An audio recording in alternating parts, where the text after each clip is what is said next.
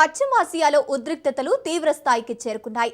ఇప్పటి వరకు తమ ప్రాంతాల నుంచే శత్రు దేశంలోకి దాడి చేసిన ఇజ్రాయెల్ ఇప్పుడు గ్రౌండ్ లెవెల్లో తమ దేశ ఆర్మీని రంగంలోకి దించుతున్నట్లు తెలుస్తోంది. లెబనాన్ పై పదాతిదళాలు ఆపరేషన్ కు గ్రీన్ సిగ్నల్ ఇచ్చింది.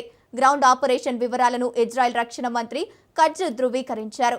దీంతో ఇజ్రాయెల్ సైన్యం హిజ్బుల్లా టార్గెట్ గా దక్షిణ లెబనాన్లోకి దూసుకెళ్తున్నాయి. దీంతో యుద్ధం మరింత తీవ్రంగా మారే అవకాశం ఉంది.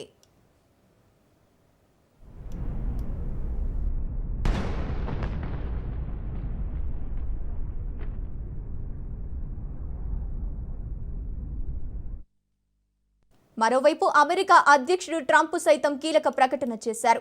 ఇప్పటి వరకు అమెరికా కేవలం కంబాట్ దాడులే చేసిందని, అవసరమైతే అమెరికా సైన్యాన్ని ఇరాన్కు పంపిస్తానన్నారు.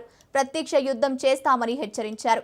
ఇరాన్ ప్రతిసారి అబద్ధం చెబుతోందని, ఇరాన్ దగ్గర అమెరికాను టార్గెట్ చేసే మిసైల్ వ్యవస్థ ఉందన్నారు. ఇరాన్ నాయకత్వం లొంగిపోయేందుకు సిద్ధంగా ఉందని, ఇరాన్లో operation puree కొనసాగుతోందన్నారు.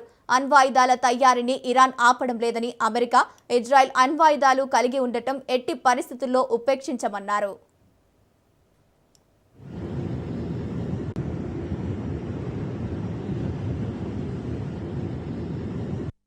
Iran supreme Khamenei మరణంపై ప్రజలు హర్షం వ్యక్తం చేస్తున్నారని, ఇరాన్కు చెందిన మొత్తం యుద్ధం నౌకల్ని ధ్వంసం చేశామన్నారు.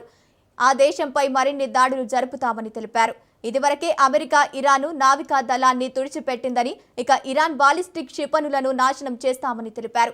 అయితే ఇరాన్ క్షిపణి కేంద్రాలను భూగర్భంలో కొండల మధ్య దాచిందని, వాటిని ఛేదించడం అమెరికా, ఇజ్రాయెల్ సైన్యాలకు పెను సవాలుగా మారిందన్నారు.